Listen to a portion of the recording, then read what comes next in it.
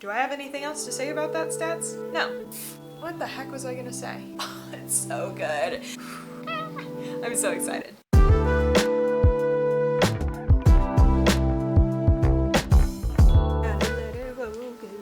Gotta let it focus. Okay. Hello. It's the middle of the year. That's insane. It is now July, which means we've gone through one half of the year, one half of this channel being a thing. Thank you all so much for joining me. It has been so grand. But as many of your favorite book creators do, it's also mid-year freakout tag time. So that's what we're gonna do today. I have read a lot more than I think I was expecting to read because I feel like I've been in a slump all year long, and I know that's not the case, but I think I've only been in a slump for like the last 2 months, but it feels like I've been in the slump for the entire year. And somehow I have still read 100 books, which is pretty cool. So what shall we do with that? Well, I'll give you guys some stats and then we'll go through the book tag. Off the top of my head, I don't remember who created the mid-year freakout tag, but I will link that person down below if I can find who that is. So let's go ahead and get started with some stats. So before I start to give you guys some stats, I want you to know that just because I read at this pace doesn't mean you're a bad reader. I'm not trying to compare myself to you. I just like keeping track of my stats, and I like letting you guys know what's going on. So if you're looking at this being like, well, I've read double the amount that you've read, or I've read a quarter of what you've read, this is not like a place for comparison. It's not. So do not consider yourself to be a bad reader if you have a pace of 30 pages an hour, or if you have a pace of much less than that. So don't make yourself please don't sit here and compare yourself to me in any capacity. That's not what this is for. It's just letting you know how I was able to accomplish reading 100 books, okay? This year, I have read 103 books and 28 audiobooks in the year 2024. So, I'm feeling pretty good. That number would be significantly lower if I wasn't reading as much audiobooks. I have been reading so much audiobooks because in the US we have a lovely library app called Libby where you can get all sorts of ebooks and all sorts of audiobooks, and that's what I have been using. I have cut my book spending down significantly. So if you have a library near you, go ahead and see if they are connected to Libby. And if they aren't, plenty of libraries have other programs where they have ebooks and audiobooks available to you for free. So go get your library card and ask them about their resources. What else do you need to know before I give you a bunch of stats? All of my stats come from the app Bookly. This is not a sponsor, I just love them. You could sponsor me if you wanted to, Bookly, maybe. But yeah, it's just an app I use to track my reading. I track my time spent, and yeah, so every bit of information you are getting from me is because of that. So 103 books, 28 of which were audiobooks. That is 329 hours of reading, which I believe is going well. I feel like I've set a goal. Hold on, I gotta do some math. Yes, I am doing very well. I've set a goal to try and read 50 hours a month, so that's going well. Yeah, 50 times 6 is 300. So going great. But yeah, so I have been keeping up with that. That's 329 hours of reading, and hours includes both physical books and audiobooks. What doesn't is pages. I have read 24,757 pages total this year. My best day was 1,097 pages and 427 minutes, so that may or may not include an audiobook, I don't know. And my star rating for this year, because I've been pretty selective about the books that I've been reading, but my star rating this year, my average star rating this year is 3.78 stars. So on the better side, which is great. Do I have anything else to say about that stats? No. And I've also spent significantly less on books than I have in the previous years, and I attribute that pretty much solely to my library membership. So if you hear me talk about it a lot, you'll know why. What the heck was I gonna say? So anyway, those are my stats. Yippee! So now let's get into the book tag. The book tag has 14 questions about the various books I've read this year, or books I'm looking forward to, or whatever. So let's go ahead and get started. So the first question is best book that you've read this year. I've read several really good books this year, particularly in the nonfiction category. I'm actually very happy with myself for seeking out nonfiction books because I have learned so much. I also have several fiction books that I've really enjoyed, so I made a list of 3 fiction books that I really enjoyed. Was Evil Eye by E. Toff Room, Kindred by Octavia E. Butler, and The Midnight Library. So Evil Eye is, I think it's semi-autobiographical. I want to say it is fiction, but it's about a young Palestinian woman who feels very suppressed in her relationship, and she's suffering from depression and a bunch of stuff like that, and it's kind of her going through her life under the expectations of what it means to be a good Palestinian mother and wife, also Palestinian author, and it's just about her kind of working through her depression and stuff like that. I thought it was very good. I read it, I think, back in January, and I think E. Toff Room has a great voice, like a great author voice. I think she is very good. I will be keeping an eye out for anything she might release after this because I was really impressed with it. Kindred by Octavia E. Butler. Somehow, I have never ventured into Octavia E. Butler's writings, and that's my fault. That is on me. I don't know how I didn't do it. She is very quickly become one of my favorite authors. I've read her 2 standalone books, Kindred and Fledgling. So if any of her series are really good, please recommend them to me because I want to read more of her. She has such an incredible presence about her writing. Like, everything about her writing is so good, and Kindred was like a very instant 5-star for me. It is a time travel science fiction, historical fiction book about a woman in the 70s, a black woman in the 70s, who keeps getting teleported back in time to the 1860s, I think, where she keeps traveling back to her slave-owning, not descendant, what's the opposite? Ancestor. Her slave-owning ancestor. So, it's so good. It is so good. I cannot, if you are looking for a historical fiction or a science fiction, please pick that book up. It is incredible. It is so well done. And then The Midnight Library by Matt Haig. I was recommended this on a whim by one of you guys, one of my commenters that I love so much. Thank you so much. And I was like, yeah, this should be a quick and easy read. It wrecked me in the best way. It is kind of just a tale of learning what it means to be alive and how much value your life can bring to other people, and like it examines kind of ways that an individual's life could have changed depending on the decisions that she made and what decisions kind of led her up to the point where she is in her real life. Oh my goodness. I'm not gonna get into more than that because that is like spoiler territory, but please, first of all, check the trigger warnings on this story, but please pick this book up. It is so good. I am forever indebted to that commenter whose name I don't even remember, which is so disappointing, but it was so good. So if you're the commenter who said this and you're watching this video, please sound off down below so I can actually like thank you, because it is one of my favorite fiction books of this year so far. Speaking of more favorite books, I also have several instant 5-star nonfiction books that I decided to pick up this year. So, Freedom is a Constant Struggle by Angela Y. Davis.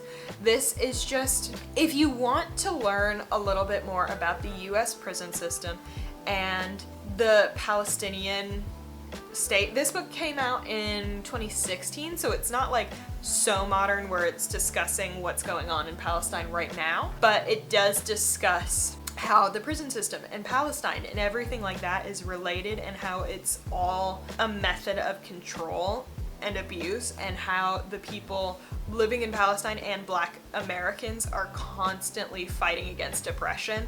So interesting. Angela Y. Davis has been an activist since the 60s, so she knows her stuff. She is very good, but it's just a collection of essays on her talks about the prison system and Palestine and how those connect. Super informative. I devoured this book, I think, I think it's so good, but it's also divided in a way that you can like take breaks from it if it's too much, because it's just a collection of her speeches and essays and interviews done with her. It's very good, so definitely pick that up. I also read Ain't I a Woman by Bell Hooks, my very first Bell Hooks read, about intersectionality, and it's about how Black women are often left out of the conversation of Black rights and equality among the different races, and feminist arguments and things like that. So suffrage and fighting for women's rights. Black women are often left out of both of those conversations, and it's ways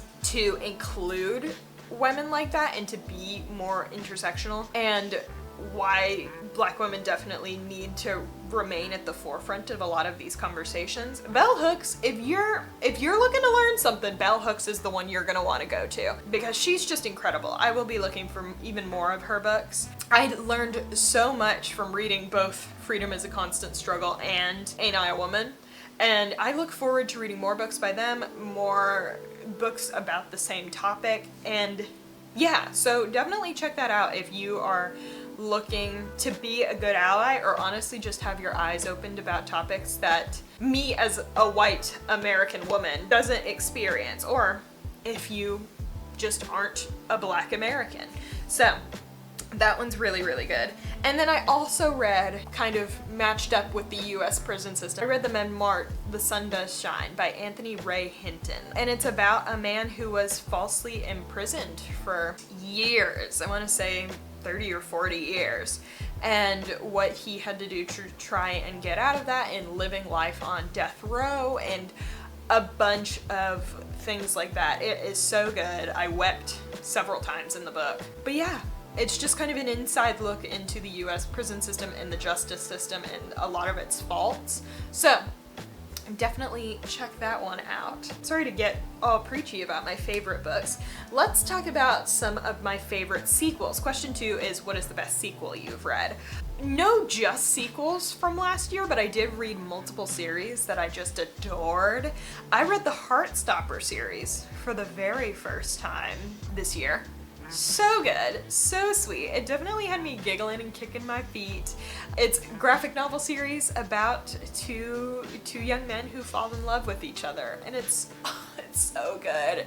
And you guys have heard me talk about Alice Oseman before. She is an incredible writer. She also wrote one of my favorite books, Loveless. I adore that series. It's so good. It's so good. So that one definitely takes up one of the spots for best sequel. And then I also read the Renegades trilogy by Marissa Meyer, and it is a superhero kind of epic trilogy. And I don't know if it's necessarily satire, but it is a different take on superheroes and stuff like that. And if you have been here, I think in January I talked a lot about, I read Marissa Meyer's entire series with like Cinder. I can't remember the name of the series right now. We'll call it the Cinder series. I ate that up. I read it so fast. Those books are huge, and I read them in like a week and a half. So I knew I loved the author. I picked up the Renegades trilogy. Really, really good. I devoured those. I listened to them on an audiobook, and I was like, why can't this go any faster? I was listening to it on double speed because I just couldn't get enough. So if you're looking for a very fun sci-fi superhero trilogy, I would so recommend that one. I had so much fun reading that. And also, if you're an audiobook fan, the audiobook narrators are both great. They do a really excellent job with that. Question number 3, are there any new releases you haven't read yet but want to? Yeah, a bunch. I last year read Cultish by Amanda Montell, which she is an incredible nonfiction writer, and she writes a lot about different topics that she finds interest in, specifically linguistics. Cultish is a lot about the linguistics that cults use to try and recruit, and what other places use kind of cultish language to help recruit people into their system, like MLMs or exercise programs or whatever. That book was incredible. And I don't know The Age of Magical Overthinking. I actually don't know what that book is about, but Cultish was so good that I think I would pick up anything by Amanda Montell. Another one that I have a lot of interest in, probably because it's a standalone, I'm scared to get into a series and find out I don't like it.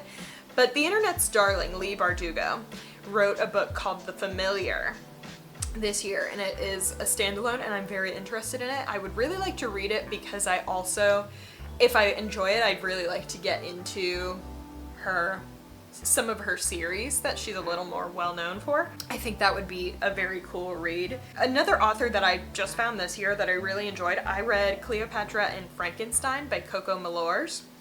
And I liked that book, I think, a lot more than I was expecting to like that book. But she just came out with a new book called Blue Sisters, and it kind of chronicles the lives of 4 sisters who have to come back together for a family tragedy and like what each of them are doing and a bunch of stuff like that. And I'm sure I said this in my last video, but I love sister dynamics in books. I have 2 sisters that I'm very, very close with. So that would be a really interesting one that I would like to pick up probably. And Coco Malors also I really like her voice, and I think she has really dynamic characters that like sometimes you love to hate. And that's okay.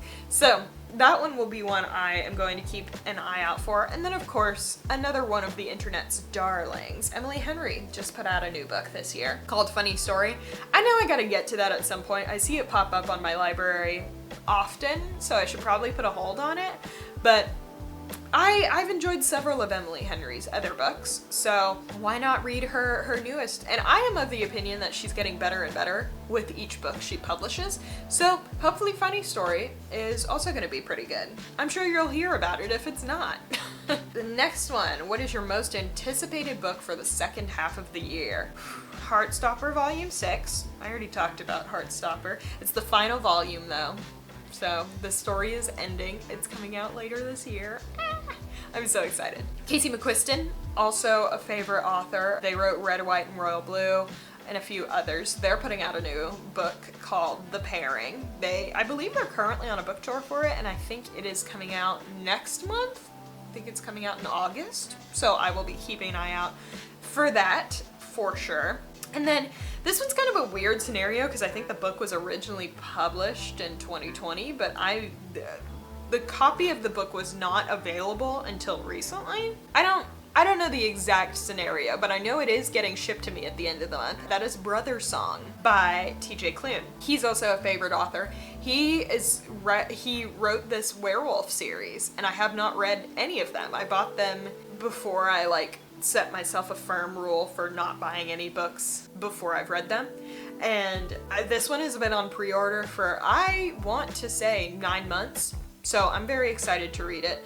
It's a 4-part series about werewolves, and that's all I know about it. And I know it's super queer, and I'm excited to read it.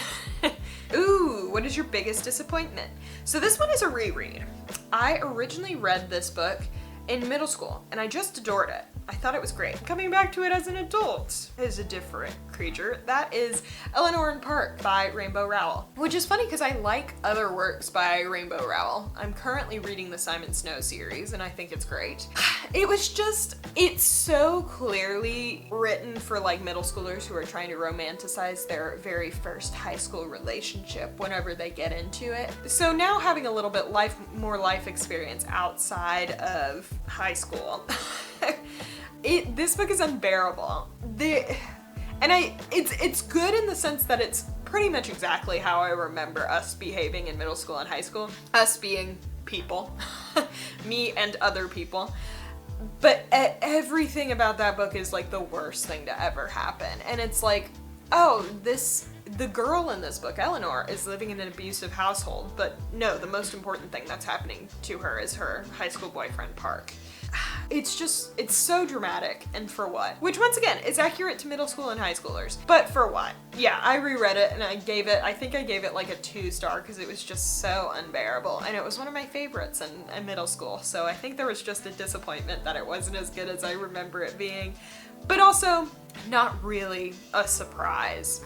But speaking of surprises, the next question, number 6, biggest surprise. You're gonna hate it. You're gonna hate when I say this. The Bridgerton series by Julia Quinn. I read the entire series to do some videos. I believe part 2 will be coming out soon. I did a really long video where I reviewed the first 4 books of the Bridgerton series, and part 2 is coming out very soon. So the biggest surprise for me was that I didn't just hate it. Like, I got these books fully expecting to just hate read them so that I could have a fun time and I could make a video about me complaining about them constantly.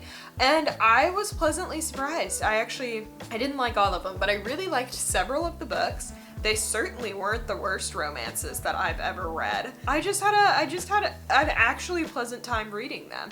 Would I recommend it for everybody? No. No, I wouldn't. Just like I imagine people wouldn't recommend the show for everybody.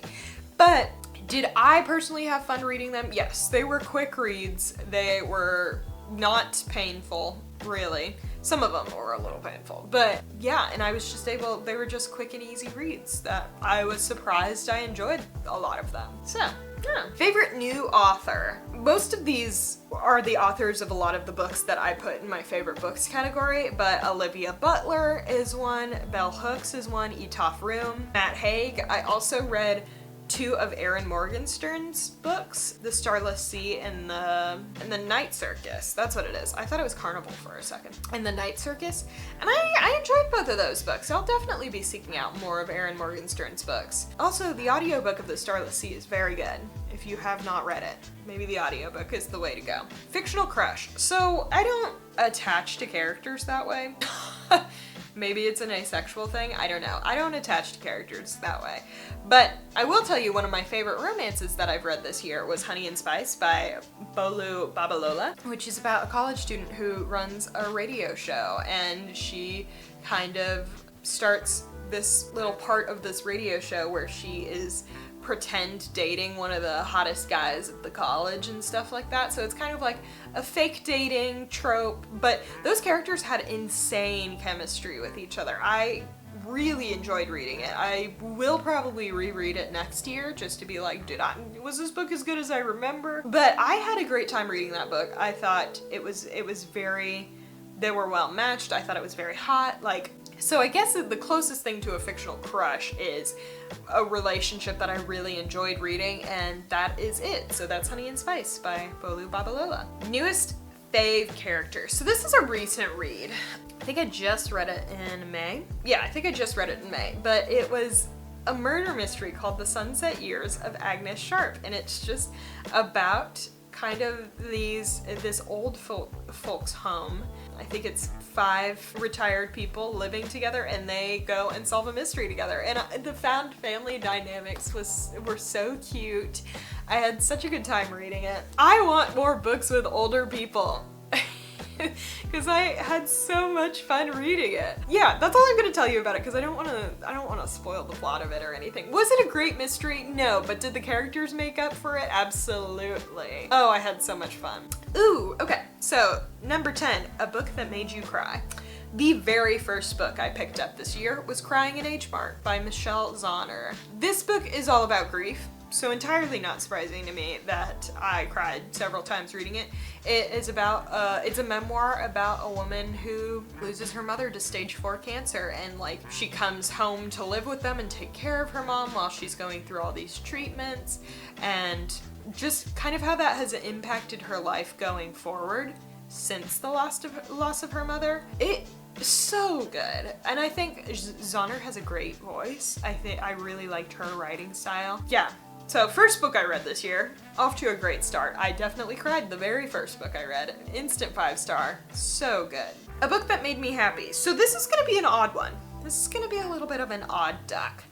A book that made me happy was Julia by Sandra Newman, which is a retelling of 1984 by George Orwell.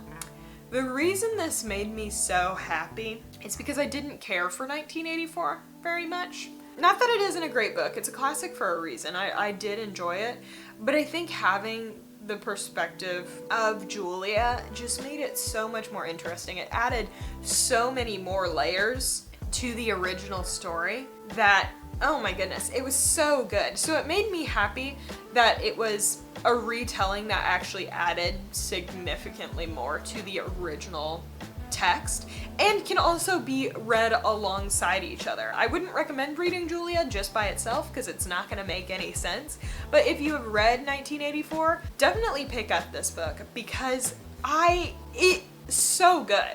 It made 1984 so much better. So it just made me so happy when I finished that book that I was like, wow, this is a great book. And actually, now I like 1984 better. Most beautiful book bought. So I've been doing a really good job at not buying a whole lot of books this year. I have pretty much, I don't think I've bought many books that like, well, I don't think I've bought many books. But anyway, I went to Half Price Books and I got this copy of A Wrinkle in Time, because it's embossed and beautiful. But yeah, it's the 50th anniversary edition. Yeah, and it's all sparkly and stuff like that. I don't know, I thought it was really pretty. I love this book, so I was like, gotta get a good cover of it. Books to read before the end of the year. This is 14. I am not a TBR person. I don't have like a long TBR or anything. I do a lot of mood reading. Like I just pick up books based on what I want to read. So a book to read before the end of the year. I mentioned I'm reading Simon Snow right now. I am on the 3rd book, so I'm hoping to finish that. So I got all 3 of those books done. I would like to read, I had a friend gift me a few books that she was clearing out her shelf and she gifted me a few books. One of those books was Cat's Cradle by Kurt Vonnegut. So I'd like to read that. Please, if you've read it before, please let me know how it is, if I should spend my time reading it or not. I'm very curious about it though. What else? Books to read before the end of the year. I'd like to read maybe my first Stephen King book. These aren't really set in stone, but you know, I'd like to read some authors that are well known that I've never read a book for. Like, I don't think I've ever read a Brandon Sanderson book. Is that scandalous? Maybe. I know I haven't ever read a Stephen King book, so maybe a reading vlog on my very first Stephen King book. And I really liked making my Bridgerton recap videos, so I think I would like to read more books that have a bad rep. So maybe the Twilight series? I don't know, should I subject myself to that? Let me know. But yeah, I've got a few books that I'd be interested in reading by the end of the year, but not any that are really set in stone. So, and then number 14, favorite book to movie adaptation. I have not been watching a whole lot of movies this year, but I did watch the new Color Purple movie. And first of all, I read this book for the very first time this year. That is an incredible book. Incredible book. If you've never read The Color Purple, please pick it up because it is so good. And I wouldn't say The Color Purple musical is like my favorite musical, but I do think everyone that they casted did just a great job. Particularly Fantasia Barrino, the main character, whose name is escaping me right now. Anyway, she kills it. She is so good in it. And also it was just a fun movie musical to watch. So yeah, definitely check it out. You could watch it before you read the book. I really recommend the book. I think that's what I got for you today. That is the end of the mid-year freakout. Was I freaking out well enough? Who knows? Anyway, thank you so much for watching. I hope you enjoyed this. I hope you got some good book recommendations from what I've been reading for the first half of this year. If you have any recommendations for me, please put them down in the comments below. New releases I should be keeping an eye out for. Any of the books that I mentioned I was curious about reading. If you guys have any thoughts about those, please let me know. If you guys have any mid-year freakout tags that you guys filmed, I'd be interested in watching them, so you can comment that down below. If you enjoyed watching this, why don't you hit a little like? Hit the little like button. And you know what button is right next to the like button? The subscribe button. You've already watched this far in the video. I hope you enjoyed it. If you did, the subscribe button is right there. Right there? Right there? I don't know. I'll get used to it at some point. Go ahead and read another book to get closer to your yearly goals, even if you didn't have any reading goals. Then if you've read one book, you've beat that goal. Go ahead and recommend a book that you really enjoyed to some of your friends, like I'm doing with you guys, and go visit your local library. I will see you all later. Goodbye!